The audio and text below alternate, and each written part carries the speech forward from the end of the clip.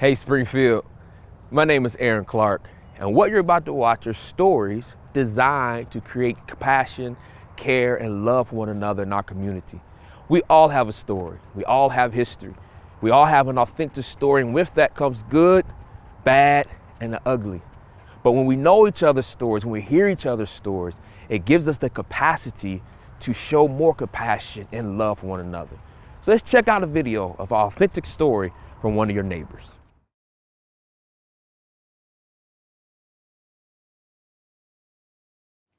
Welcome everybody to another Springfield Stories. I have this young lady with me. Share your name. My name is Jesica Jackson. Okay. So Jessica, thank you so what is you're born and raised here in Springfield. What was your upbringing like, and just begin this journey? Well, let me ask this. What do you do now? Where are you at now? I currently work at Springfield City Promise, and I am the community engagement coordinator. Okay. Good deal. So Springfield Promise neighborhood. That's a City Promise. Got you. So there's a journey. You just didn't start with Promise. So let's walk this journey out. To share your story. So what was your upbringing like? Your family dynamic, brothers, sisters, being raised in Springfield. Just start this journey. Take us on this journey. Oh boy. Growing up was tough. It was really tough. There's 8 of us. My dad was married twice, so we got a big family. But we struggled, so I was poor growing up, and there was a lot that I didn't have, I was raised mainly by my grandma, my aunts, they were babysitting me a lot. Let me just say it like that. And I learned a lot by myself. I learned a lot of things the hard way. It was pretty tough, Childhood in the beginning, I think like every kid is innocent in the beginning, I love music. I love to sing. A lot of people in my family do music. So church was a big thing in my family, my aunts and my grandparents. I love that. We went to Greater First Baptist on Perrin at the time. And I love that because that was my outlet, church and school. I always knew I was going to eat good and people was going to be nice to me. So that was the 2 things that I really, really liked. And things started to change as I got older. I think I was like 5 and 6. I ended up being abused a lot, mentally, physically, sexually, And so I looked at the world different after that, I didn't like going to church no more for a long time because one of my favorite songs as a kid was Jesus Loves the Little Children. And I remember thinking, but he doesn't love me. Wow. And so that was hard. So I grew up hating the world, Got into it with my mom and dad when I was probably about 11, which they were not present a lot anyway. So when they started to boss me around and try to tell me what to do when they was never there, that was a problem. And so I ended up on my own, on the streets, basically. I was gang related by the time I was 12, pregnant and a mom by 14. I learned everything the hard way, from taking care of myself to puberty to everything, like literally everything. So I was bitter at the world. I was bitter at God. I was bitter at everybody. And not to mention being bullied growing up, because I was like the dirty kid that didn't have nice clothes and stuff like that. And then school was my one outlet that I had left because I didn't like church anymore.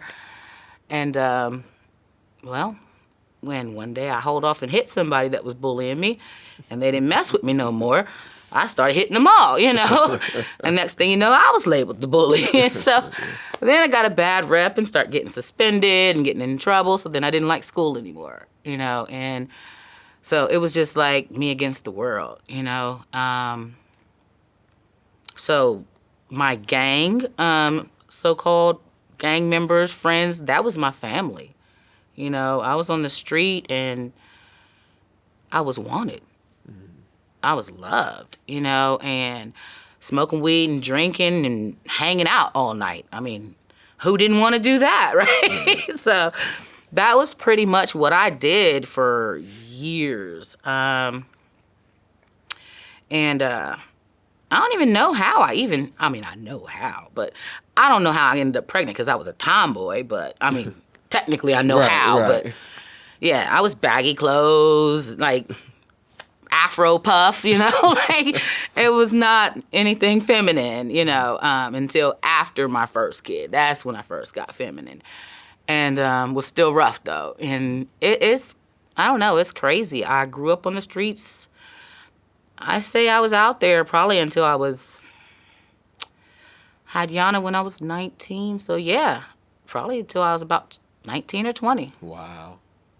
So, Wow. Life was rough, and there was a lot of things in between. It was rough, you know, and I looked at myself like, you know, I'm going to do it because if I don't do it, then nobody will. And I was pretty self-made, you know. I remember a time where I've been homeless, I've been hungry, I've been a lot of things, you know.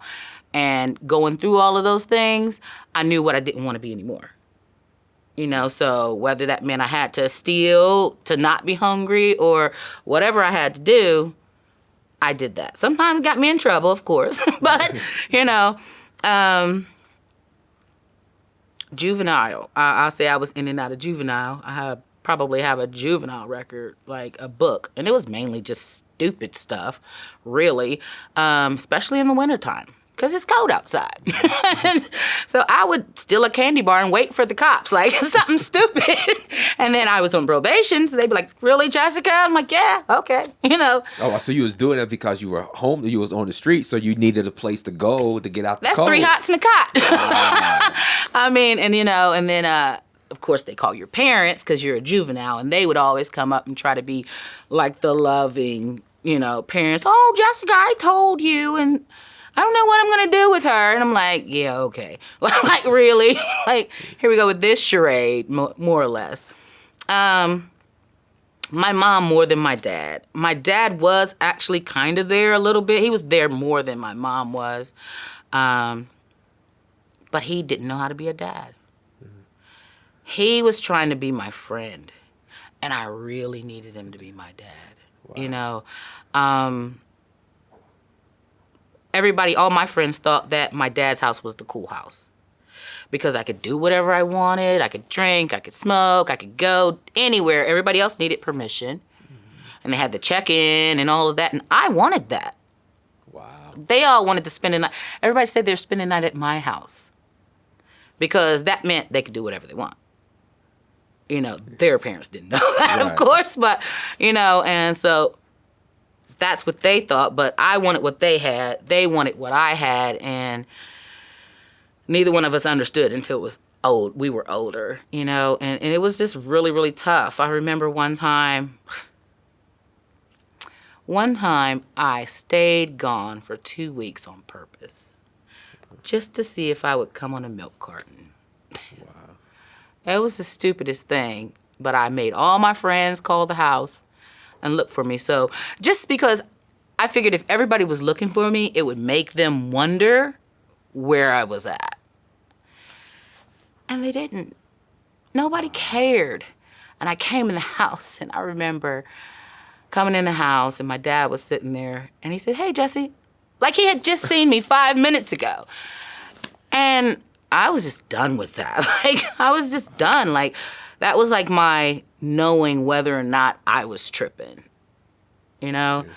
And I wasn't, but I don't think I know my dad loved me because he tried to do stuff for me, but it wasn't the wrong stuff, you know? But I don't know. He couldn't take care of me, and my mom didn't want to. Wow. And so, yeah. Wow. I have a sister that I hated growing up. Yeah, I love her now. You got eight siblings. So what was the dynamic Lord. like with 8? Yeah. Well, my mom has 4 kids, and my dad has the other 4. Gotcha. And so I only grew up in the house with 4 kids. Gotcha. Yeah. And so my older sister, when I was getting molested, she actually tried to help me. She woke up in the middle of the night and seen what was happening, and she jumped on his back and tried to fight him. And when my mom came home from work, she worked 3rd shift, she marched me like by my arm like a little kid. You know, she marched me by my arm, and I was so scared to tell. And she was like, we're telling Mom. And she told, and my mom whooped us. Wow. And she said to never tell that lie again. Next day, my grandma took my sister out of the house. And it was just me and my little brother. My little sister wasn't born yet. And so I just pretty much took care of my little brother, and everything just kept happening. Everybody in the family knew it, but nobody spoke about it. And if we spoke about it, then, well, if I spoke about it, then I would be in trouble. So, I don't know. I hated my family growing up. Wow. And I hate to say that, but I mean, but it's how I true. felt. Yeah. You know? I felt like it was me against the world, but I was too little to do anything about it.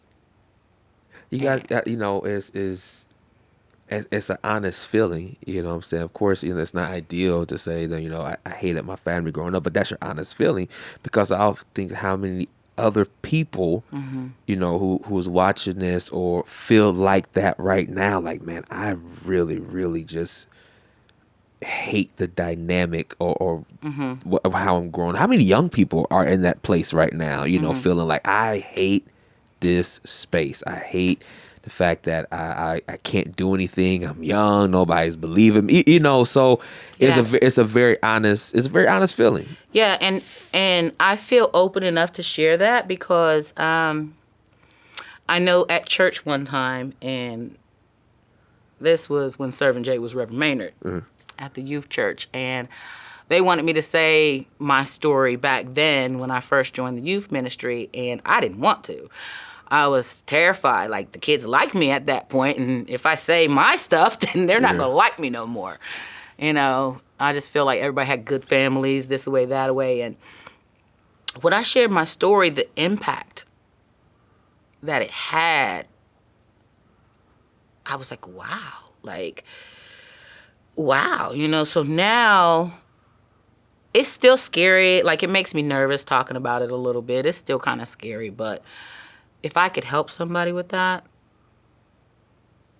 then it's worth it. Yeah. You know, it's worth that, because that was a hard time, you know, and just to know that, you know, it does get better. You will, you know, you'll never completely like get over or forget it, but it makes you stronger. Yeah. You know, and I don't hate my family today. I don't hate anyone today. I teach my kids that we don't hate anyone, we just dislike their character. So that's my thing. I don't hate anybody, I just dislike their character. But yeah, I forgive my family. That was the hardest thing. But it was the best thing I'd done. Like, when I gave my life to Christ, I had to forgive them, you know. I couldn't ask for forgiveness and not be willing to forgive. And that was the hardest thing. And, you know, I did it. And I'm glad I did. It was like a load off of me. I still don't like the fact that everybody tries to be buddy, chum, like never happened.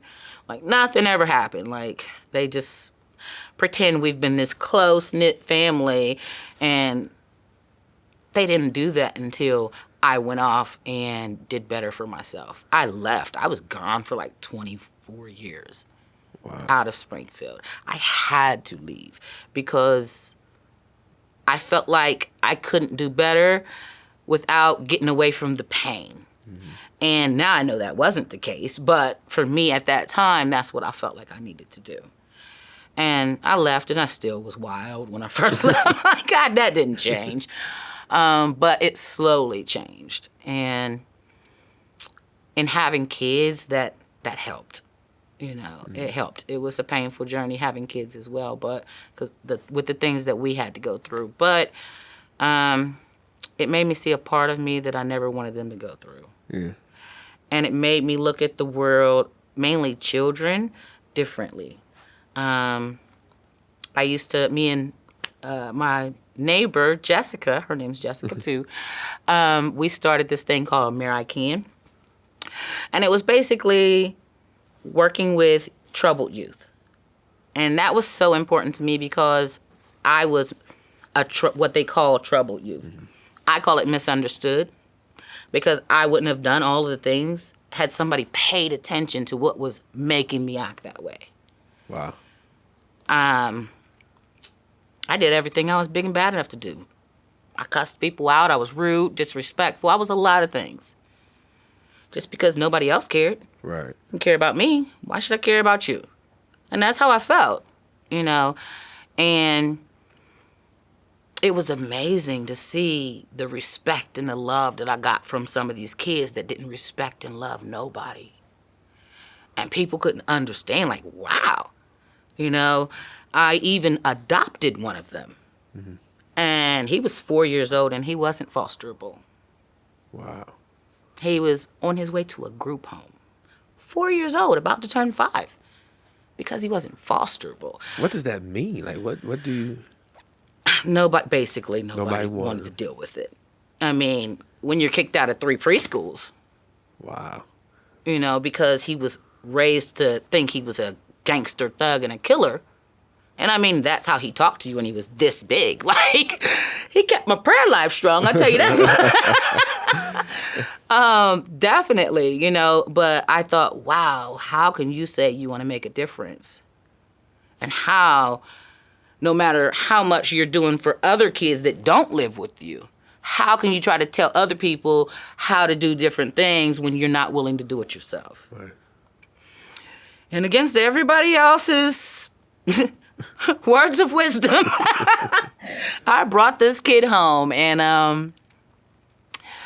I was not in the best relationship at the time, but it wasn't horrible. It had its moments. But he did not want me to bring a kid. Wow. And I knew he wasn't the one. And I knew this kid needed help. I didn't take him right away. Let me not sit here and say I just ran in the doors like, oh, give him to me, I'll take him. Like, no, I didn't do that. I prayed about it. I prayed about it for 90 days. And I woke up one day, it was the strangest thing. I woke up one day, and I swear I heard a voice, and it said, he's a kid that needs a mom, and you're a mom that needs a kid. And I remember looking around like, there's nobody there, like, you know. And I was like, huh. And I was like, okay, you know, I guess that means I should take him, you know. And I took that as what that meant. And so I got him. And, yeah, for a couple of years, it actually helped our relationship because he never had a son before. And this little boy was following him, never had a dad really, like, in his life, was following him around like a lost puppy, like, trying to do everything he did. And I would tell him, like, here, you got to comb your hair. He didn't want to have no parts of it. But if he said comb his hair, he wouldn't take the comb out of his head, like. So that kind of softened him up a little bit, you know, and it helped our relationship for a little while. But alcohol, you know, just that couldn't be saved. But yeah, so I don't know, my upbringing, I'm like all over the place, but my upbringing was a little rough. But it made me who I am. Yeah. And now that I think about all the trials and tribulations that I had to go through in order to do all of the things that I'm doing today, like I volunteer all the time, you know, I'm a part of a few organizations, and I'm giving back. I want to help people. Like, I've always wanted somebody to help me, so I try to help people as much as I can, you know. Still to this day, I hate to ask for help. So I had to get over that, and I'm praying about it. And in some situations I didn't have no choice but to ask for help. And, but yeah, I don't like to ask for help, but I do like to help. And sometimes it's a blessing and a curse because sometimes I leave myself out. I overextend myself. But I tell myself it's for the greater good. So, that's, I don't know, that's pretty much where I'm at. Wow. You said that you left Springfield and was gone for 24 years. So, like, that's a long time. I came back every now and again to visit. I came to visit. Yeah, but 24 years, what was that journey like within those 24 years? A lot of lessons. I learned a lot. Honestly, it taught me how to take care of myself. Like, being around other females, I have, like, a whole lot of ladies, older ladies, that would say, that's my daughter. Like, older women, I don't know why, but older women, they just kind of took to me. Like, I don't know. So I have a lot of godmoms that really weren't appointed my godmoms, but they my godmoms, And I learned a lot through the young women and the older women. I watched because I didn't learn any of that. So I was very observant. I realized everybody wasn't evil and mean. So that kind of softened me up a little bit.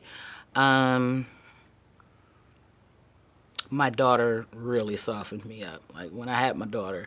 When I had my son, I was still kind of hardcore, because I wanted him to be hardcore. That was my mentality at the time, Got to be tough. And when I had my daughter, I realized, no, that wasn't Changed that. the whole That thing. wasn't that. And so, yeah, I learned a lot. I learned how to take care of myself. The simplest things, that a normal person should already know. I learned a lot of things the hard way, like I said, I remember getting an apartment. I didn't know how to pay bills. I ain't never paid rent. Like, I never did none of that. Like, I don't know nothing about nothing. And we used to, I called it treasure hunting. So we used to find stuff. You know how they say one man's trash is another man's treasure?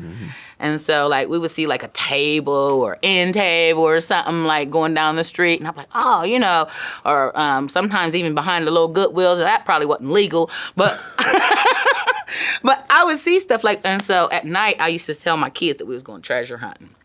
And it's so funny now. It wasn't then, but in my mind, I knew we was going to find stuff for this apartment. In their mind, we was going to go find some treasure. And we would find all kinds of little stuff, pictures and all kinds of stuff, and to make our little apartment kind of nice or whatever. And my son told me actually a couple of years ago, he said, Mom, you remember when we used to go treasure hunting? And I'm kind of like, oh, Lord. I'm like, yeah, baby. He said, me and Yana really thought we was looking for treasure. He said, we used to find toys and all kind of, we used to be like, yeah, we're going treasure hunting. I was like, Lord, what did I do to these kids? But, they turned out okay. So, I don't know. It was a lot, I tried really hard. They wanted a relationship with my family. And that's one of the reasons I kept coming back, visiting here and there. It was small visits, but, I come back and visit, and sometimes they were accepted and sometimes they weren't. A lot of times it depended on how much money I had. Wow. Because if I was able to come and buy pizza and, beer and whatever, and, oh, you're so cute, you're so big, Right. and, then they were like open arms, and I seen the fakeness, my kids just seen love. And I never told them that. I allowed them to grow up and see it for themselves. Because I didn't want them to form an opinion based off of what I felt. And they loved them. They honestly, genuinely, can I spend the night? Can I go to Springfield? They wanted to come. And yeah, so it was a lot. Wow. It was a lot. What was like high school years like, and did you do further education, or what was those years like? High school, I don't know. High school was mainly just trying to be cute. Let me just be honest.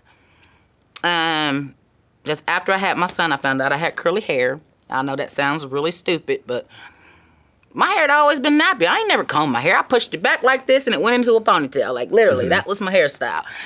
And when I had my son, I found out my hair was curly. I knew it was curly when I went swimming, but that was about it. Like it napped up after that. And so once I figured out that I could just wash my hair and comb it while it was wet and it would curl up, changed the game. And then I can go and steal some clothes and be cute like everybody else, baby. Listen. And after I had my son, I was skinny for the first time. I always been the chunky kid, so now I got a cute little shape, and I know how to get me some clothes, and do my hair, baby. Listen. Couldn't tell me nothing. I was not really all that into learning. It was more about appearances for me in high school, because I felt like I had to redeem myself. Because all through elementary and middle school, I was the dirtiest kid with nappy hair, And so, yeah, I wanted to redeem myself. And now I was more popular. I wasn't the popular kid, but I was more popular because I was cute. I had nice clothes. And my kid's father was popular. So, which automatically kind of made me popular. And so, yeah, it was all about appearances for me. I made sure they didn't get it twisted, though, because when they got to acting up, I still showed them that I was still me. So I did get suspended a few times, not as much as when I was younger, but there was a few times, You still got them hands. Oh, yeah, I had to let them know. I just look like this, okay? Don't get it twisted. And so, yeah, I don't know. It was more about just having fun, I ended up getting my GED. I got locked up, and I got locked up stealing. I'm telling you, boy, your girl was a thief. And yeah, so I ended up getting my GED because I didn't want to graduate a year late. All my friends were graduating, and I'm not going back to school. And they're all graduating, and when they graduated, I cried. Like, the whole day I cried. Like, I didn't want to go celebrate with them. I didn't want to do nothing. Like, don't call me. Okay, congratulations. And I bawled. And I knew I wasn't going back. And they were all trying to encourage me. Like, oh, you can do it, and this and this. And yeah, no, I wasn't doing that. I knew I wasn't. And so I got my GED. And then I went to Franklin. And I realized that that's actually where I got the idea of doing an organization for troubled kids. Okay.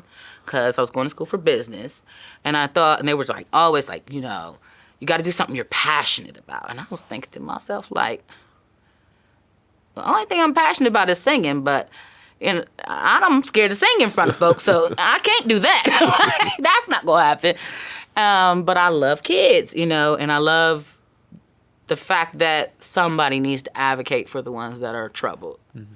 Because I always wish that somebody would have advocated for me. So that's how I ended up coming up with the American. And so, yeah. I did school. I was big on school with my kids. I was big on everything with my kids. Everybody said I probably did a little too much, but that's okay. It was better than nothing. Right. So I went overboard. They had to know this, they had to know that. Like, I wanted them to know. Do you think, though, because of your upbringing with your mom and dad, that you were trying to make sure they had different than what Absolutely. like you had? So that's why sometimes it seemed like you go overboard because you didn't want them to have the same story that you had growing up. Yeah, absolutely. Yeah, it was tough, I don't know. We still ended up having some rocky roads and bad stuff going on, but overall, that was my goal. Was to put them in the right direction, and I did that for the most part. They turned out pretty good. My daughter's in school. She's in South Carolina. My son, he's still in Columbus, and he's working, doing his thing. They don't have any children. Thank you, Jesus. Not yet. I mean, don't get me wrong. Once the time comes to be a grandma, I will embrace that, I promise. But I always tell them, get your foundation right. Yeah. Get all of that youth up out of you. Get your foundation right. Build you up a nest egg. You know, get yourself together so you don't have to struggle. Yeah. You know, because I know that struggle. I don't want that for them, you know. But that ain't the reason they ain't got kids. I traumatized them, so that's why they ain't got no kids. I traumatized them kids, and I ain't mean to. I swear I didn't. But I always told myself that everything is age appropriate. But if they ever asked me anything before that time, I would be honest. So when I had my youngest son, my daughter came and she asked me. I'll never forget. I was laying on the bed and I was rubbing my belly because it wasn't no belly no more. And she came in there with this strange look. I knew she was going to say something. I just didn't know what she was going to say. And she said, Mom, how'd you get that baby out your stomach? I said, oh, wow. Not ready for that one. I wasn't ready. And I thought of everything. Like, I thought of, you know, say the hospital, the store. I thought of all these things in my head, like real quick that I could say. And I'm looking at her, and she's staring me in my eyes with this intentional look, like she's going to tell me, you know. And I was like, she's a girl, just. Like, in my brain, I'm like, she's a girl. Like, one day, she's going to have kids. And so I tried to tell her this long, drawn-out story. I'm like, you know, when you grow up, you fall in love. When you fall in love, you get married. When you get married, you have sex. But you can't have sex till you get married because you have a baby. She didn't care about none of that, okay? She said, but how'd you get that baby out your stomach? That's all she wanted to know. She wanted the answer to that question. That's it. So I took a deep breath. I'll never forget. That was the day I traumatized him. And I said, well, he came out my cookies. That's what we called it at the time. And she snatched her hand off my stomach. I'll never forget. And she jumped up off the bed. She looked me up and down like I stank. And she walked out of my room. And I remember saying to myself, literally, like, she's not going to have no kids. That was a wrap. And about a minute later, I heard my son say, Yana, you nasty.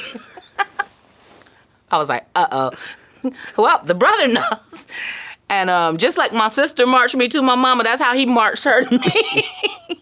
And they stood in my doorway, and he's like, Mom, you better get Yana. Oh, biting my cheeks. I already know what it is. And I'm like, well, what'd she do? Trying not to laugh. And he said, she's being nasty, Mom. And I'm like, well, how is she being nasty, boy? And he said, Mom, she's really being nasty. I said, well, what did she say? And he said, she said Kari came out of here, and he pointed like this.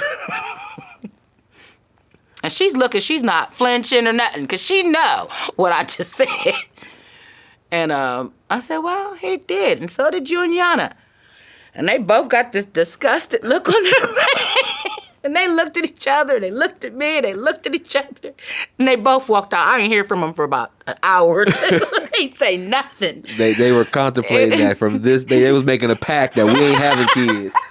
That's why they... Traumatized them babies.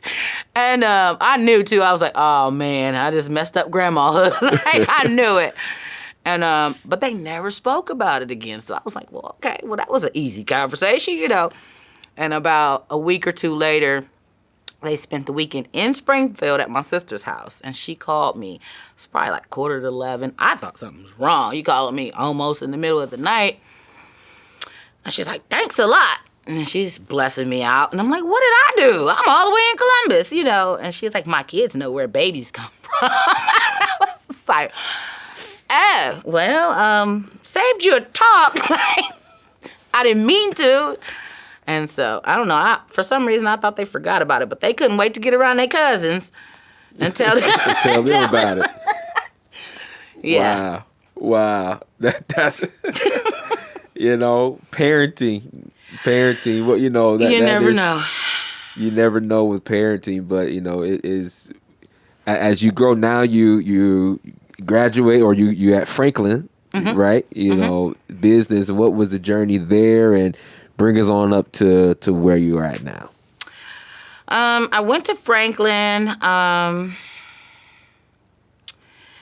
just really tried. That's when I really tried to build myself up and decided that I was not going to be hardcore. I'm going to change my image. I'm going to, really try to be grown up and do the grown up thing. And so I started dressing business class constantly. I always had a suit on, a dress on, high heels, makeup. Just really tried to fake it till I make it, so to speak. I guess is the best way to say it. And I did really well, actually. I ended up working at AT&T. I was doing that for years. And DirecTV AT&T is what it ended up being. I did that forever. Until the point where when I get my ownership status, I ended up having to travel all the time. I didn't like that. It was okay, I guess, for some of. AT&T give you some beautiful hotels to stay in. Let me just say that. Some places I would have never been able to afford. So for that part of it, seeing that kind of the world, that was cool. But it wasn't like I enjoyed it. It was just meetings, constantly meetings. And I was away from our family. But I learned so much, And then I branched off from that after so many years and opened my own store. I did that. I was still working both, actually, at the time. And I told myself when my income replaced that income, then I would quit. And that's what I did. So I did that for almost 3 years. Until my relationship was just so bad. It just became like a bad domestic violence situation. And I just needed to leave. I hated that because we were together for 10 years. I was in my house for 15. Wow.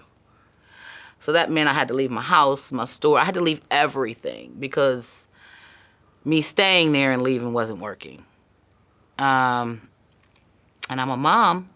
I ain't have no kids in the house except for my youngest, that I had adopted. But it was tough, And then to think that I had to move back to Springfield. That about killed me. I'm so glad I moved back to Springfield now. But just the thought of this is the heart of where everything painful began. Yeah, so Springfield ain't bad, but it's all the pain that you experienced. Yeah. For me, it wasn't good. For everybody else, it was great, But the pain was hard to deal with, and I'm so glad that I did. It wasn't nearly as bad as I thought it was going to be. It was all in my head. I wish I'd have done it sooner, actually. Wow. Because everything just kind of fell into place, and all I could do was say, look at God. I stayed here on my brother's couch for 3 months. I couldn't take that no more.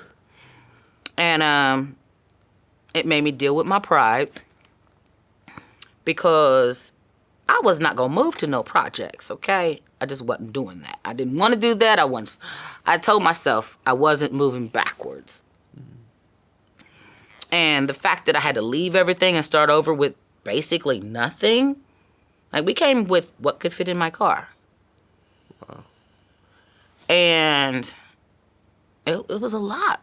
It was a lot. But I had a son looking at me.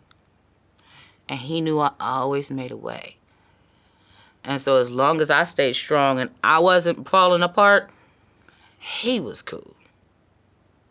And I can tell that he noticed sometimes that I wasn't good. You know, he would come up and hug me sometimes, just, you know, I love you, Mom, you know, little stuff that I could tell that he knew. Mm-hmm. Plus, he knew our lifestyle was different, you know, but he also knew what we came from, what we left behind, should I say. And all I knew was just to take him to church. You know,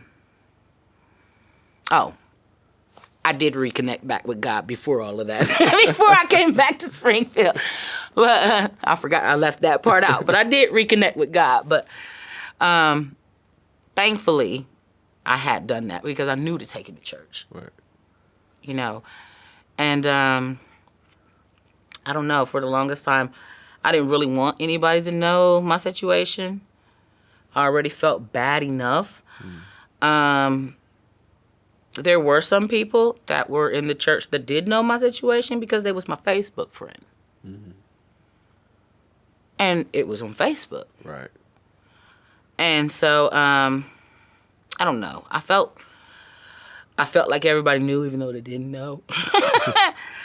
And I'm not a person that likes to ask for a handout or likes to put my heart on my sleeve, because that don't work out so good. And so, I don't know. I tried to keep it all in. I couldn't keep it all in. I sought counseling, and that worked to a certain extent. And then I realized that I needed to just counsel with God. Mm-hmm. And so that's what I do now. I don't know. I don't like the judgment. Yeah. And sometimes people can say they ain't judging, but you know they judging, right, you know. And that's okay, though. I'm coming out of that. You know, I'm accepting the fact that, you know, what doesn't kill me makes me stronger. Mm-hmm. It builds me up, you know, and I went through a depressed state, a long depressed state when I was here, just because I worked so hard for everything that I did in Columbus to end up with nothing, you know. And I did end up being in the projects because I couldn't staying on my brother's couch no more. So I did end up in the projects, and that hurt. It felt good, but it hurt at the same time. It was good to have my own space. But you just didn't want the project. But, wow, you know, and then I wondered about how my son felt about it, you know, because since I had adopted him, he's never struggled, like, ever, you know, and actually became a spoiled brat, like, for real. And I don't know, I felt bad, but he was cool with it. He got to hang out with all the little kids, like, he was cool, like, he thought it was pretty good, and I was the one tripping. But, you know, I went back and forth on the highway. I was working in Urbana at the time. Good job, made good money, you know. Just constantly just stacking up. I knew, like, you know, get it together, Jess. You starting all over, but don't act like you don't know what to do, basically. And so I had to get my mind right, that concept, you know, as far as I'm a survivor. I'm going to do that if I don't do anything else. And so, yeah, we got it together. And then when we moved from there, we moved to a double. Wasn't the house that I was looking for, but it was an upgrade, right, you know. And then we moved from the double, and then we moved to a single house, which I own now. Wow, good, congrats, good. And so, yeah, you know, every time was a step, you know. Yeah. And so now I'm remodeling. I'm in the process of remodeling, you know. And it's good. Everything's not great, but, you know, I see the progress, you know. It's just amazing to see that, you know, to everything there is a season. Mm-hmm. You know, and sometimes when we go through, you know, challenges, you think that that's it, you know, and you're like, man, like this is it, this is life, and we don't understand that it's only a season. Yes. seasons don't last forever. At some point, that season has to change, but a lot of times now, how long you're in that season determines two factors. One, God's ordained time, but you to also determine how long you are in that season, with choices and decisions and stuff that you make. But at the end of the day, like you said, you move back to Springfield, you're a homeowner and job. So you're not in that place. Sometimes we still have to overcome and heal from a lot of the broken areas from our past, but the progress is still there. What is the dynamic like? And then we can wrap it up here shortly. What's the dynamic like with your kids? Like, do you see the same tension or whatever that you have with your siblings? Or there's like complete opposite? What's the dynamic like? They love each other. They love each other. Every time I talk to one of them, they always ask me if I talk to the other one. Mm-hmm. And if I ain't talked to that one, then they call that one. And then that one ends up calling me. I think that's a kid thing, because I do the same thing. Like, if I talk, my mom called me or my dad called me, yo, you talk to Eric? Yo, you talk to, I don't know why we do that, but I think it's just a thing. I have no idea. Yeah, it's a struggle because they're far away. My two in Columbus aren't that far away, but they're not in the same city. It's not the same thing. My daughter, real far away. But they're determined. They're all go-getters. They're determined. And they love my youngest, the one I adopted. Mm. They love him. He's a part of the family. That wasn't always the case. Wow. They were like button heads in the beginning, but, I had to just sit them down and say, hey, listen, this is the situation. And he's one of us now. Yep. And then they gravitated, But they love each other. Actually, he talks to them probably more than I do. Wow. And, so they're doing good. I do roll call every so often if I ain't talked to them. I get to calling them all up and, making sure everybody's good. My godmom always used to say, no news is good news. Mm-hmm. And so I let that go only for so long. And then, but yeah, they're good. They love each other. They bicker amongst each other like this. It's a friendly thing. I don't like it, but I don't know. They talk crazy to each other sometimes and shut up, ugly, and no, you're ugly, and they talk bickering, but it's all love for real, and so I'm thankful of that. I'm very, very, very thankful of that. Me and my youngest brother are the closest out of all of my siblings. My oldest sister passed away last year. But, yeah, I still see all of them, my siblings, here and there. Some of them are a little further out. But we're good. We're good for the most part. We're not hunky-dory chum-chum over everybody's house every day. We're not that. I say that's we're real. Not. Yeah. But we talk. We're good as far as, if we see each other, we're good. We talk to each other, stuff like that. We're good as far as that. And so, yeah. Were you able to, and we wrap it up with that, were you able to restore the relationship with your mom and dad, or, how was that dynamic? Yeah. So, when I said I had to forgive everybody, I did. I forgave everybody, and it was the hardest thing. It's a process. Forgiveness is a process, for sure. It was the hardest thing to do, and then in realizing that forgiving didn't mean forgetting, that helped. But I forgave my mom, my grandma, my dad passed away. I forgave him in spirit. I forgave him, but he's not here to say it literally. And then, I don't know, everything opened up after that. What? It seemed like all of the closed doors seemed to open. All the opportunities, everything just effortlessly, started happening. And I'm so glad I did. And I'm hoping that they do the same as far as mending their relationships with different people and different things. I think the hardest thing for me to deal with is I don't like being around negativity. Mm-hmm. And some of them are really negative, so